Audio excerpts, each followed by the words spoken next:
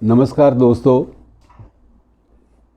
आजकल हम जिस माहौल में जी रहे हैं उसी माहौल में हम लोग अक्सर कोरोना वॉरियर्स के बारे में बहुत बात करते हैं और ये सही भी है। हमें जहाँ तक हो सके उनका एहतराम करना चाहिए, उनको सलाम करना चाहिए, क्योंकि वो लोग एक ऐसे काम को अंजाम दे रहे हैं जो काम उनकी वास्तविक जो ड्यूटी का जो चार्टर है उसमें शामिल नहीं है। मसलन नर्सेस की ड्यूटीज़ में ये चीज़ शामिल नहीं है कि वो बहुत ज़्यादा एक कदम आगे जाकर वो मरीज़ों को सोशल डिस्टेंसेस और जो दीगर जो मसले हैं जुड़े हुए कोरोना से उनके बारे में गाइडेंस भी दें। और उनके ड्यूटी चार्टर में ये भी है कि उनकी ड्यूटीज़ इस ढंग से फिक्स की जाती हैं कि जिस ढंग से जिन घंटों में वे अपने फ़र्ज़ में कोताही करती ना देखी जाए। जो सामर्थ्य है इंसान में उसके मुताबिक उनके वर्किंग आवर्स फिक्स्ड हैं और यही चीज़ डॉक्टरों के बारे में है। अब यही चीज़ बाकी लोगों के बारे में है। किसी इमरजेंसी में हो सकता है डॉक्टर को 8 घंटे की बजाय 16 घंटे काम करना पड़ा है, लेकिन अब ये एमरजेंसीज़ होती हैं। कोई एक आध दिन या 10 दिन या 8 दिन या 1 हफ्ते के लिए होती है। ये नहीं होता कि वो 2-2.5 महीने लगातार चले और अभी उसके ख़त्म होने का कोई इम्कान ना हो, संभावना ना हो। अनिश्चितकालीन सेवाएं जो हैं ये बड़ा मुश्किल काम होता है, इसलिए हमको कोरोना वॉरियर्स के नाम से पुकारते हैं। ये योद्धा हैं। अगर पुलिसमैन जो है वो 16 घंटे ड्यूटी देता है तो या कई बार 20 घंटे भी उसके हो जाते हैं। और कई बार तो ये होता है कि जो हॉस्पिटल की जो नर्सेज़ हैं वो अपने घर जा ही नहीं पाती, अपने बच्चों को देख नहीं पाती। बहुत सारी बातों को स्टेक पे लगा कर ये लोग करते हैं, ज़िंदगी बसर करते हैं। जब इतनी बड़ी चीज़ें स्टेक पर लगा कर एक मुसीबत से लड़ने पर कुछ लोग आमादा हों, संकल्पबद्ध हों, तो उस वक्त उन्हें वॉरियर कहना, उन्हें योद्धा कहना बनता है। ये जायज़ भी है, हम उनका एहतराम करें, उनको सलाम करें। लेकिन इसी फहरिस्त में मित्रों हम एक चीज़ भूल गए और वो भी वॉरियर हैं, उनको मैं मानता हूँ कि डाक का जो ताल्लुक़ है हमारी रोज़मर्रा की ज़िंदगी से रहा है। और मित्रों जब भी हम डाक के बारे में बात करते हैं हम एक तथ्य भूल जाते हैं कि हमारे मुल्क में लगभग 1,55,000 पोस्ट ऑफिस हैं। 1,55,000 1,55,000 डाकघरों में से, पोस्ट ऑफिस में से 90% पोस्ट ऑफिस जो हैं वो गांव में काम करते हैं, रूरल एरियाज़ में, कस्बों में छोटे छोटे या रूरल एरियाज़ में।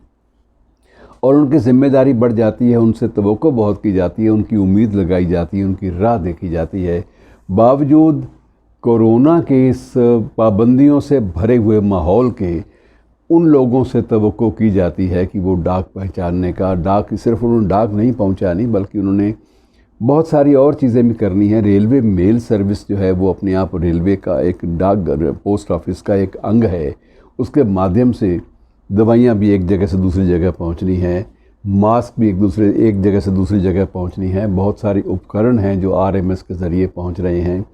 ये चीज़ें आरएमएस के ज़रिए पहुंचाने का कोई कायदा कानून नहीं है, शुरू से निर्धारित तयशुदा ड्यूटीज़ नहीं हैं, लेकिन आरएमएस अपनी ज़िम्मेदारी को समझता है और सिर्फ या तो मालगाड़ियाँ चलती रहीं या सिर्फ आरएमएस की जो डिब्बे थे वो साथ में अटैच होते रहे। इसके अलावा बाकी और दूसरी जो रेल परिवहन था, रेलवे का आना जाना था, रेलों की आवाजाही मुसाफिरों के लिए, यात्रियों के लिए, वो ठप रही।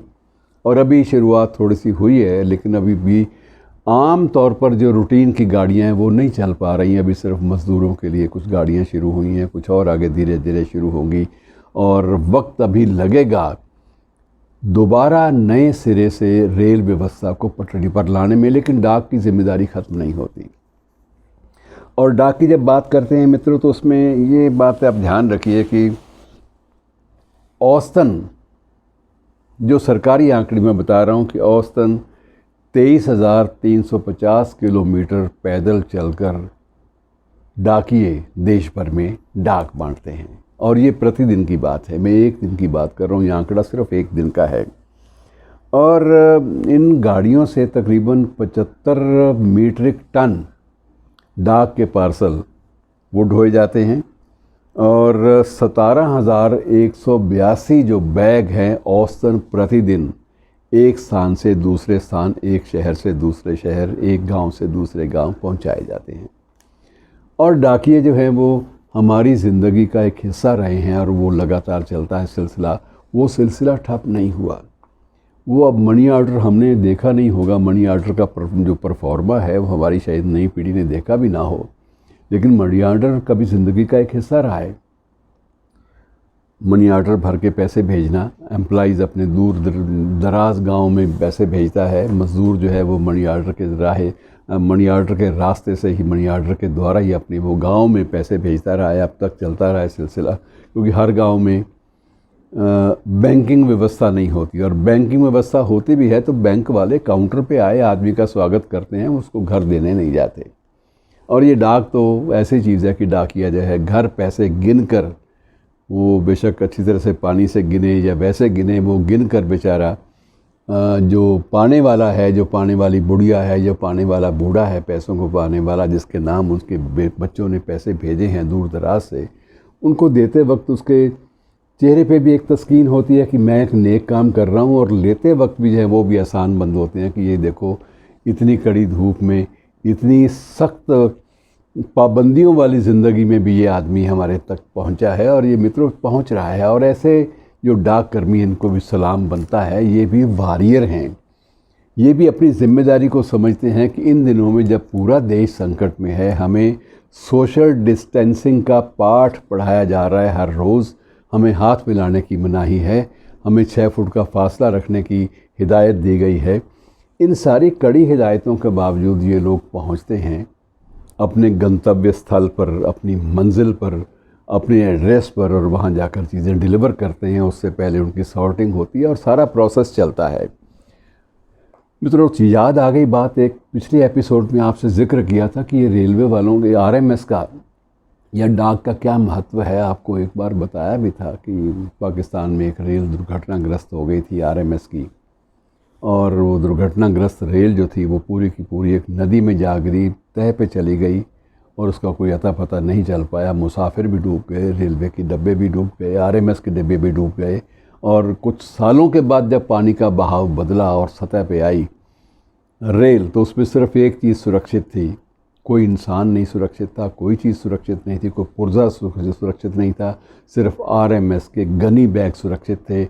उन गनी बैग्स को खोला गया और एहतराम के तौर पर, मानवीय संवेदना के तौर पर, वो 50 साल पिछले जो पुराने ख़त थे उनको सही जगह पहुंचाने की मशक्क़त की गई। और उसमें जो रात रेल और ख़त के नाम से पूरा एक सीरियल चलता है, कभी मौका मिले तो देख लीजिएगा यूट्यूब पर। तो उसमें वो एक एक ख़त का एक एक एपिसोड है। जब ख़त पहुंचता है तो पाने वाले के मन पर क्या बीतती है। एक ख़त किसी आशिक ने भेजा अपनी माशूका को, और 50 साल के बाद जब ख़त पहुंचा तो माशूका एक हाथ में लोहे की लाठी पकड़ने वाली बुढ़िया की शक्ल अख्तियार कर चुकी थी, और आशिक का पता नहीं कि वो ज़िंदा भी था या नहीं था तब तक। तो मित्रों, ये ज़िंदगी की कहानियाँ हैं, और ज़िंदगी के इन हादसों से, ज़िंदगी की इस दौड़ में, इन दिलचस्प कहानियों किस्सों में डाक का रोल, डाकिए का रोल बहुत महत्वपूर्ण रहा है। और इन्हें भी सलाम बनता है, इन्हें भी नमस्कार बनता है। ये भी हमारे कोरोना वॉरियर्स की फहरिस्त में एक अहम जगह रखते हैं। इनको भी याद करते रहा करें। शुक्रिया दोस्तों।